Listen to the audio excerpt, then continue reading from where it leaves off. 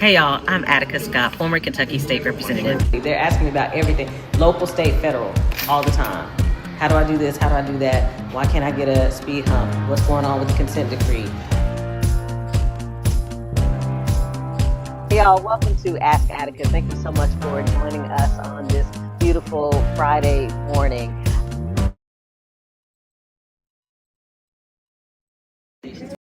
We're doing some things. As always, I hope you're joining me on your lunch break. I'm on my lunch break on this beautiful Friday morning. The rain has halted for a little bit, but listen, it's all good because we need the rain, the snow, the sleet, the sun, all of it.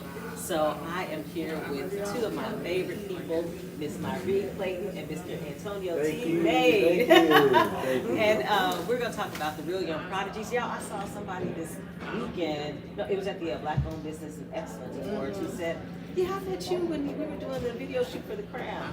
So, I was like, oh, look at that. Tell on our age a little bit. Listen, that's just a couple years ago. Okay.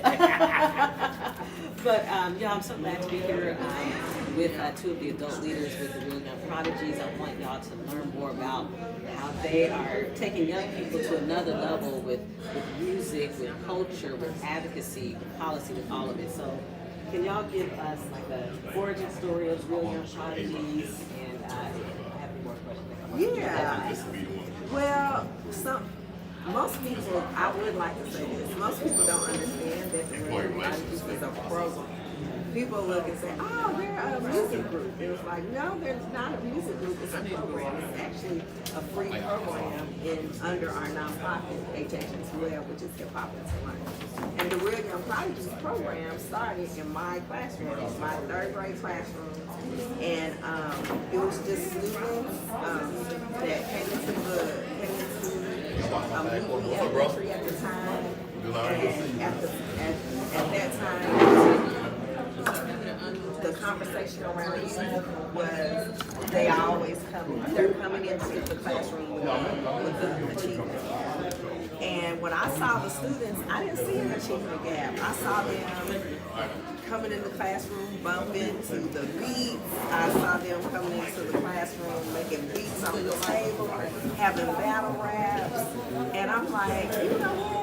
They already come into the classroom with this set of knowledge that we're, as educators, not using what they already bring to the classroom. And as an educator, I focused on reading, and one of the programs we used was reading recovery. And a friend always talked about that in reading recovery, they use the known knowledge that students already bring into the classroom. And that's when it dawned on me that, you know, these students already have hip hop culture, already have a culture. So that's what we need to use to teach. And so that's how I started using hip hop based education. And I would have the students create songs, and I would ask T. I was like, "Well, will you book me some studio time because I'm gonna take these kids to the studio so they can write an essay about a book we just read using hip hop." And so that's how it all started. I thought it was corny.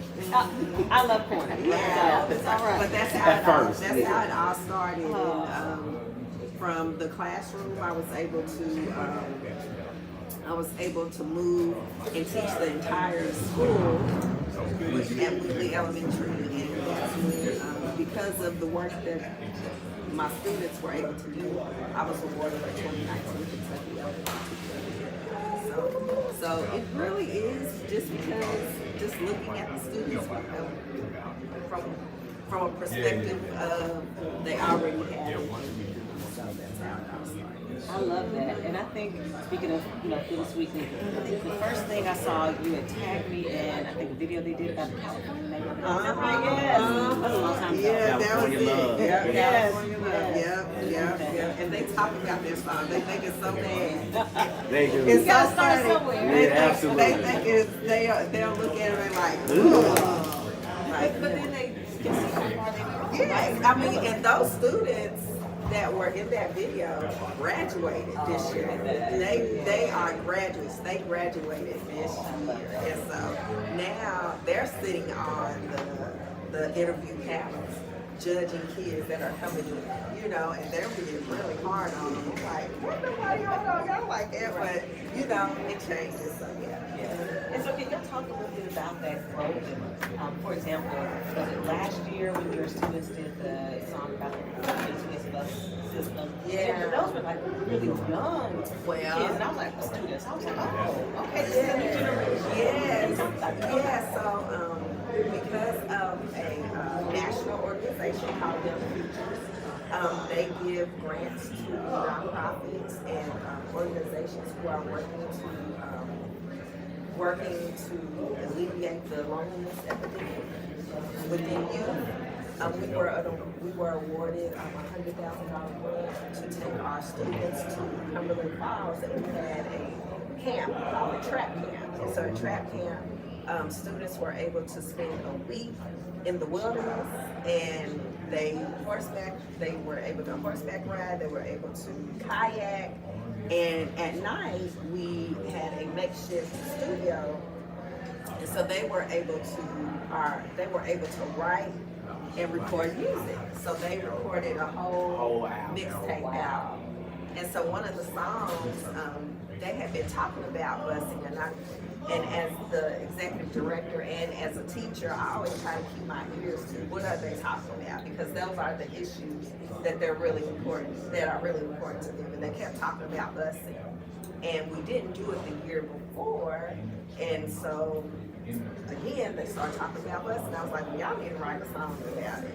And so our older kids wrote it and they talked to the younger kids, they wrote it, and they were able to help them to produce the song. So it was the older kids showing the younger kids what they needed to do. They were in that studio with them, showing them, well, you need to say it like this. They became the leaders.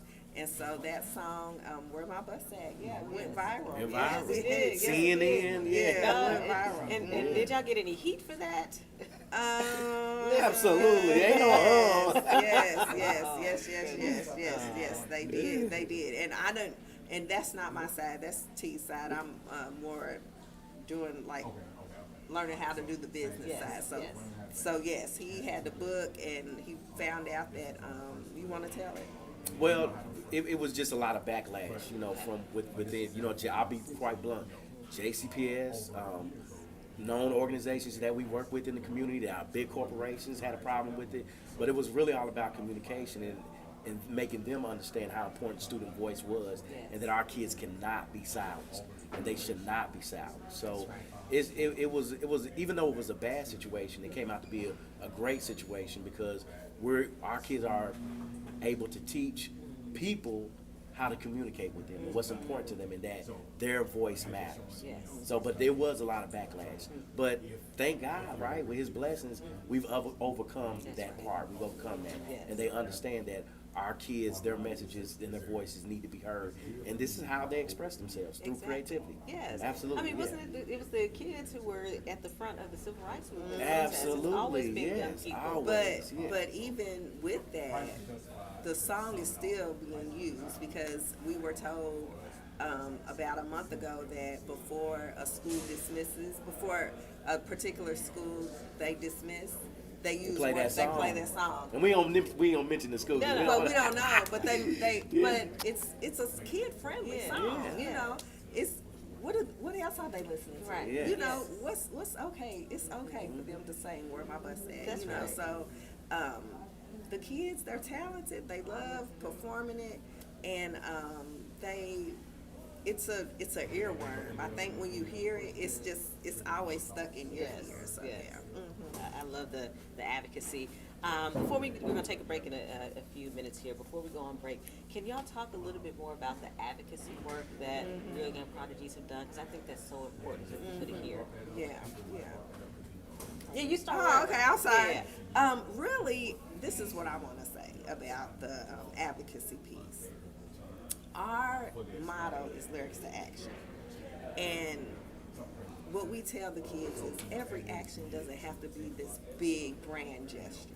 It could be that you feel like there are too many people frowning, and you want them to smile. Okay, so what are we gonna do about that? How's your music gonna create smiles around Louisville? Maybe we need to go out and give roses to everyone. You know, so it doesn't have to be this big undertaking, you know, like the Crown Act or busing. But if it so happens to be, we're there for you and we'll help you in that process. So I don't want everyone to think, oh, it's just this big grand, everything has to be this big grand project. No, it's not always a big lift. You know, it's not. So really, it's really what they feel needs to be talked about. It's not, it turns into advocacy, but it doesn't start off that way. I think that's the best way to kind of say it. It doesn't start off that you're gonna make sure that 100 folks, you know, it just starts off. It could start off because we're working with a student that is, I'm a teenage mother. I want other teenage mothers to understand what it's like to be a teenage mother. I felt alone. I want other teenagers to understand what it feels like to be alone. And then from that, we can do the steps to create the action. So that's just something I want people to understand, that it doesn't always have to be such this big, heavy lift that we're putting on students. And that even if we feel like it is a heavy lift, it's their lift. Yes. You know, it's their lift. It's not Nyree's or it's their lift. It's their lift. I'm just there to connect the dots. You know, when they wrote the song about Crown, I was like, oh, in California they did blah blah blah, and I took it to them, and they was like, oh, okay, you know. And so it wasn't a big. It was just natural. You know, it was just natural. I love that. And what's wonderful about it is, just adding on real quick, is that our kids are writing with purpose. They're not just writing to be writing. They're writing with purpose, and when you write with purpose and passion, you inspire people. Right. So what they're writing is inspiring people, Yes. and it's creating a space for advocacy, and we love that about what our students create. So, That's absolutely. beautiful. Yes. And I want to acknowledge the Real Young Prodigies. Y'all are probably one of the biggest reasons we have an executive order for the Crown Act to protect natural hair against discrimination in education, employment, and housing. So shout out to the Real Young Prodigies for that. Oh, yes. So we're going to take a break, and when we get back, there's a big opportunity that's happening for the Real Young Prodigies that we're going to talk about. Yes.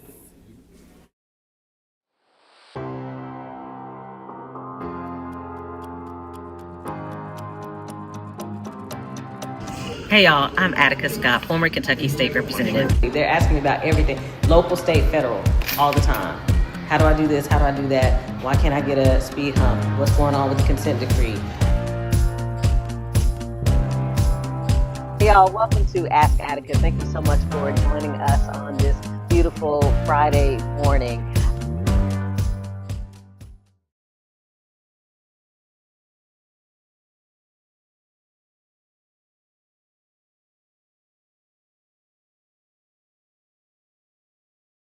Through every note, every performance, the arts connect us.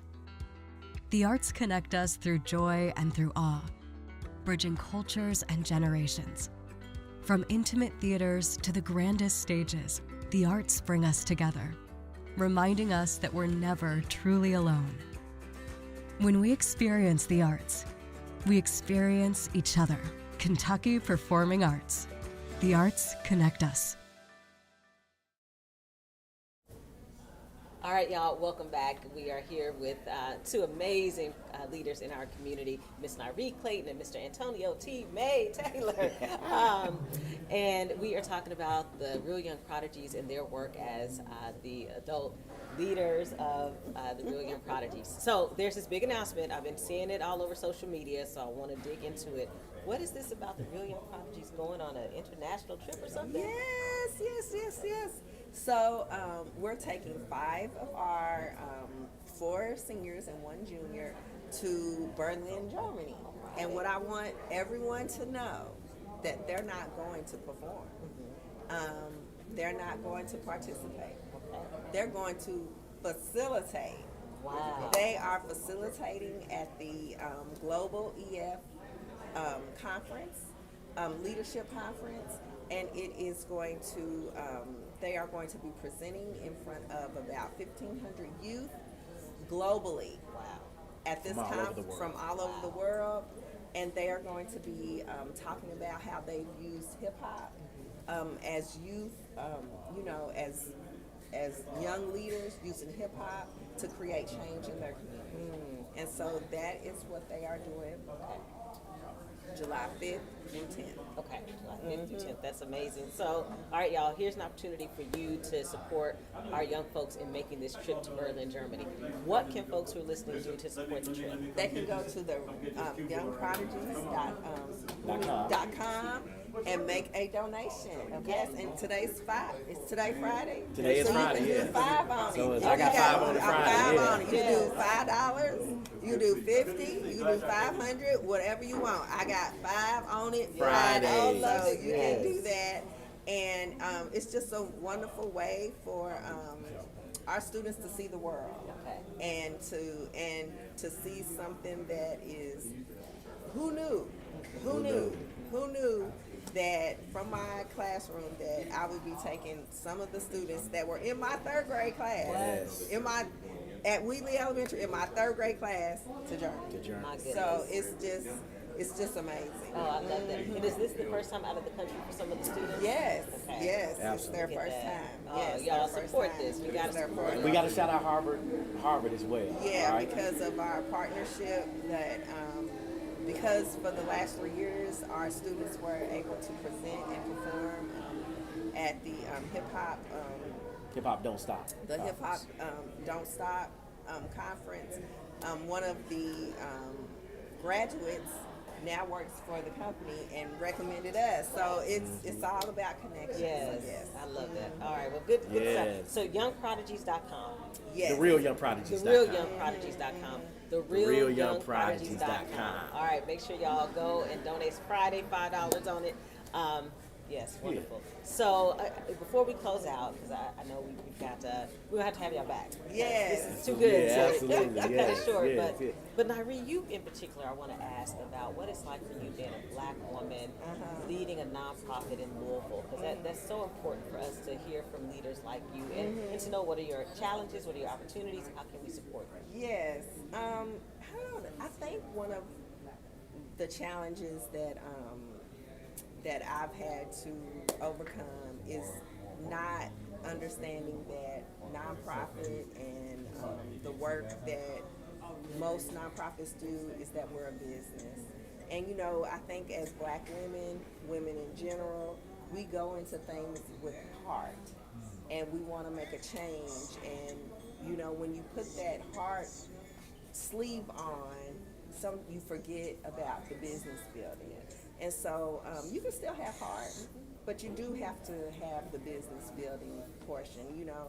And so that has been the biggest lesson that I've learned, is the building of the business. Passion is great. You do have to have passion. Passion is what wakes you up in the morning. Passion is what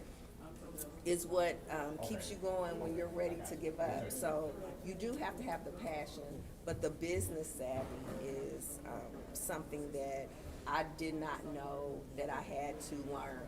And I just think being a woman, being a Black woman, you know, those are some things that we just never learned how to do. You know, how to run a business. Because, you know, when I was younger, no one said, this is how you, you know, that I didn't have that. You know, I had my beautiful grandmother and my mother, you know, I had those representatives, but understanding the business aspect of being a nonprofit leader is what I'm learning now. Yes. Yes, All right. yes. And I'm sure you have a lot that you can share with other women who are watching. Yes, And, yes, I would love to. Yes, Okay. yes. How can we support you? You can support us if you want to volunteer. No, I said you. Oh, Yeah, just you. how can you support me? You can support me by help. You know, if you know any youth that are interested in being a part of our program, you know, come on. You can you can email us at info@hhn2l.org. You can support us by support me. You can follow me on Instagram, Clayton Taylor, Nyree on Instagram. Just drop in on Facebook and say, "Hey, girl, what's up?" That'd be wonderful support. Let's get some coffee at Black Coffee. So anyway, yes, I love a smile. If you see me in the street, what's up, girl? That's fine. I love that. Yes. All right, good. So we're going to take one more break, and then when we come back, they may ask me some questions. We'll see. Welcome to Skills for Life, located at 204 East Jacob Street. She's holding on. Here at Skills for Life, we offer services 6 months to 12-year-olds. Tell me what this is. This is the what? The front of the book? With a warming environment, a comforting atmosphere, with therapy services, social-emotional learning, plant-based meals, and more. Parents can look forward to having their children in a safe environment. Join us at Skills for Life. So you cannot check. We have a plant-based diet that we serve, meals that we serve to our children, and they can expect that their children are safe and loved. And for more information, call us at 502-822-3975.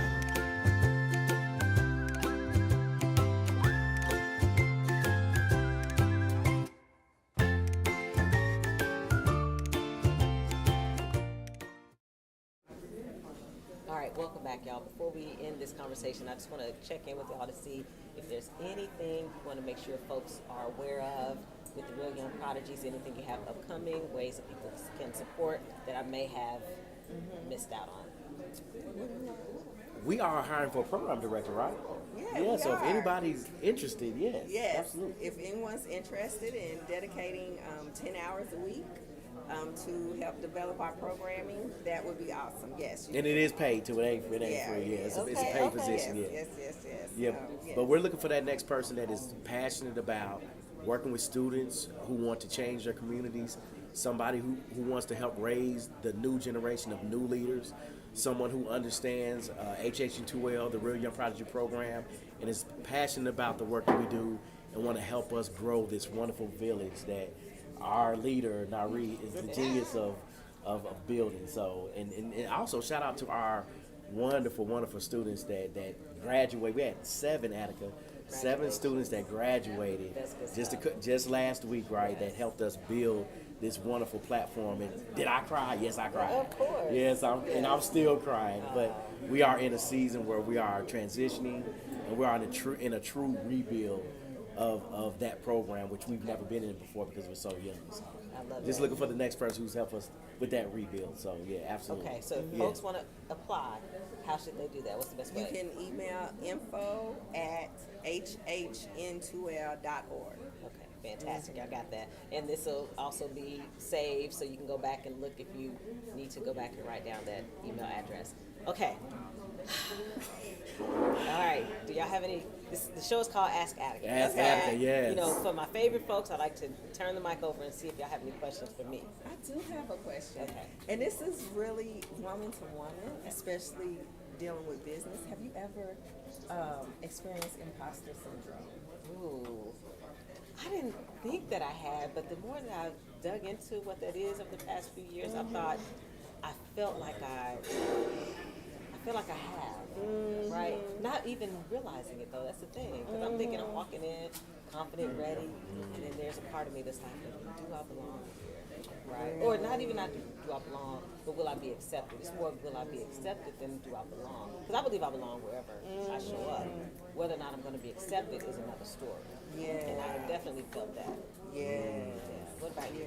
Oh my goodness. Yes. I think that's been part of the process too, of being a woman in business. Just like, should I be doing this? Are my dreams too big? Yes. And I think about like when you were at when we were doing the crown, and you did your hearing. Yes. How wonderful! Like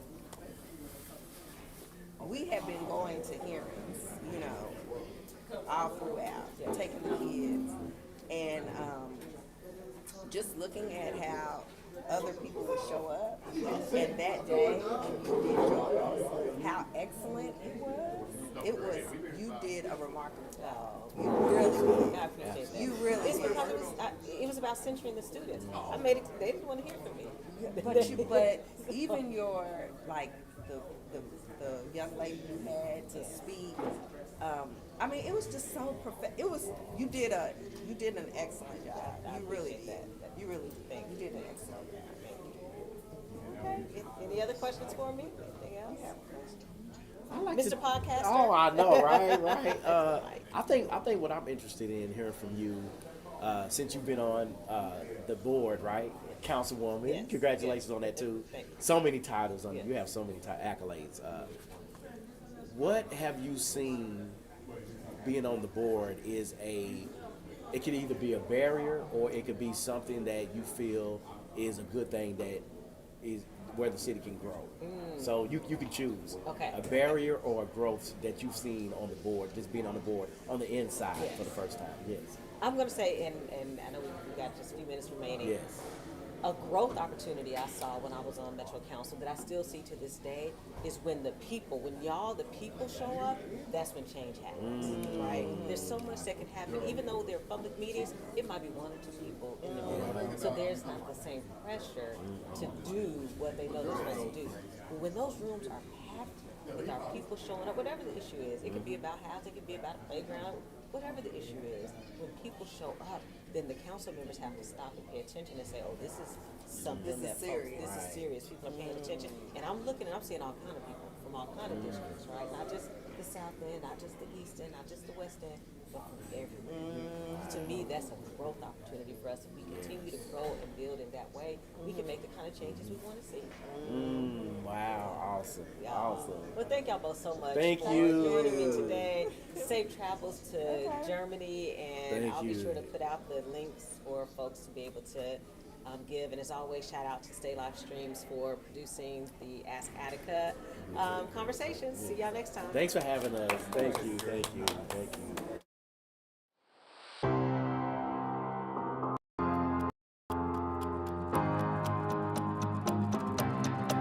Hey y'all, I'm Attica Scott, former Kentucky State Representative. They're asking me about everything, local, state, federal, all the time.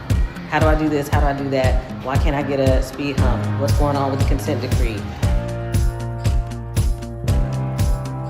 Hey y'all, welcome to Ask Attica. Thank you so much for joining us on this beautiful Friday morning. If you do nothing else. If you do nothing else. If you do nothing else. If you do nothing else. If you do nothing else. If you do nothing else. If you do nothing else. Stay live.